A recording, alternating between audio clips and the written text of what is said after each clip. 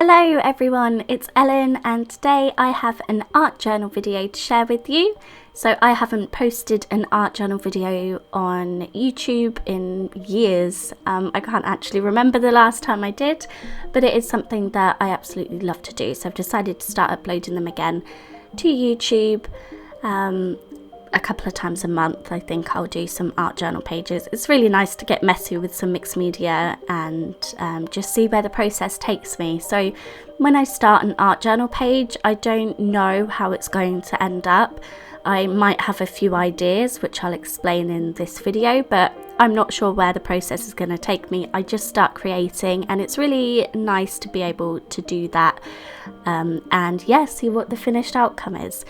So I've painted my page black. I added some washi tape along where the ring binding is just to keep it really neat along there, and painted the whole thing black with some acrylic paint that I picked up from the works. This is great, it only needs one coat. It's really thick and it dries really quickly as well, so that's really handy. And then you would have seen this collage book that I picked up from the range, and it just has loads of images in that you can cut out and use in your collage pieces. So I had no idea what I wanted. I was just flipping through it and I found this happy looking Dalmatian and I thought, yep, I'm using this one, so that's what we're going for. Then you can see I've got some vintage newspaper, and I knew the part that I knew I wanted to create was a sun on my page. I wanted a really big sun. So what I thought I would do is add these strips of this vintage newspaper as the sort of sunbeams coming out from the sun on the top right hand corner of my page. I'm going to paint over these with some yellow stripes as well. So I'm just collaging these pieces. I sort of penciled in roughly where I want the sunbeams to go. It's not exact because I've then sort of torn the newspaper. So it's not exact where I wanted it to go, but I sort of mapped it out roughly in pencil first. And I'm just collaging these torn pieces of newspaper onto the page now. I'm using matte gel medium, that's what I use in all of my collages. Just sort of roughly following those pencil lines. I wanted it to be deliberately sort of messy. It's an art journal, it's not supposed to be perfect. So now that I've got all the rays, I'm going to add the actual sun into that corner, and I make sure I go over the top of everything with matte gel medium as well. Not only is it good for collage, but it also gives sort of a base to work any mixed media on. I wanted my Dalmatian cutout piece to go in the bottom left hand corner, and I added a spare bit of the newspaper to sort of back that image up as well, and then I've collaged him on the top. I'm then taking some white gesso here and I'm using a sponge to pass it through this circle stencil, and I'm just adding a few areas of this around the page. So I'm actually going to then colour in this, colour in some of these circles. So I'm just dotting a few areas around the page. I'm using the white gesso so that when I add my coloured watercolours on top, it's more visible. Obviously with the black paint, if I just added the watercolour paints, you wouldn't see it. So that was kind of the idea. I dry all of my layers in between with a heat gun. Sometimes you'll see that on video and sometimes I cut it out because it's a bit boring. You don't need to see me drying it every single time, but I'm too impatient to let it dry naturally, so I use a heat gun.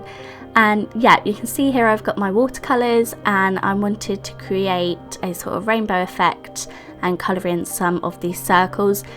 Where they overlap the sunbeam, I'm not colouring them in because I know that's going to be covered up eventually. So I'm just filling in some of the dots. I leave some white dots as well. I just wanted some extra colour to this page. It was predominantly black when I started. My image is black and white. So I just felt like adding some colour, and I think this is a really cool effect. I love how this part turned out. So I'll just carry on finishing all these little dots. Like I said, I do leave some white as well. I also add some white splatters as well. So to do that, I took some more of that white gesso, watered it down with a thin paintbrush and splattered it over those areas where I did the stenciling, and it just helps blend in any of the stenciling that didn't sort of go perfectly. I like to do that because it hides any imperfections. So I'm adding those splatters in, and you'll see me clean up as I go. I can't work in a really messy space, so you'll see me wiping things down all the time. I do try and cut most of that out, again, because it's probably not very interesting, but I can't work in a messy space. I am not a messy crafter at all. So here I am. I've taken some yellow poster paint. I deliberately wanted a thin paint because I want that vintage newspaper to show through. I didn't want to completely cover it up by using a acrylic paint. So these are actually my son's paints that I'm using on here, and I'm filling in those sunbeams and the sun in the corner, but I am leaving a bit of a gap. Then I decided I didn't like the colour of yellow that I used, so I'm going over with more of a mustard yellow. I felt like the original yellow was too bright. It was too sort of lemon yellow, and I wanted a darker yellow. So I'm just repeating the process that I did, going over the sunbeams and the sun with this darker yellow. Again, you can still see the newspaper through the paint, which is really what I wanted. I didn't want to stick all of that beautiful vintage newspaper down and then cover it up. I wanted it to be visible still. So I'm just going to go over that horrible yellow with the nicer yellow, and I much prefer how this looks. It's a bit more mustardy. I wasn't happy with it. So I've let that dry, and then I wanted to use some bubble wrap with the original yellow because I wanted to add some more texture to the sunbeams. The sunbeams were kind of flat and I wanted some texture on them. So I'm painting over the bubble wrap with that lighter yellow, and then I'm using the bubble wrap as a stamp and adding it to the sunbeams. You can see I've got just some printer paper there to block out the where I want the stamping to go, so it doesn't go onto the black or the dog or anything like that. And I'm going to repeat that process. I dry in between layers so that nothing is smudged.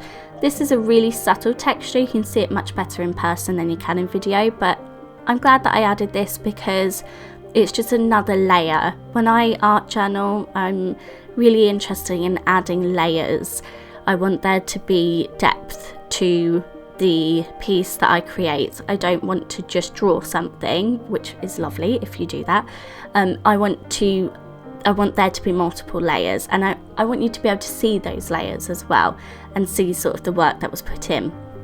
So that's kind of the process that I'm working on, and this is looking really great actually. I'm really happy with how it's looking. I just wanted to outline the sunbeam in some way, so I've got this paint pen here. It's an acrylic paint marker, but it's very old, and you'll see me fighting with it like mad.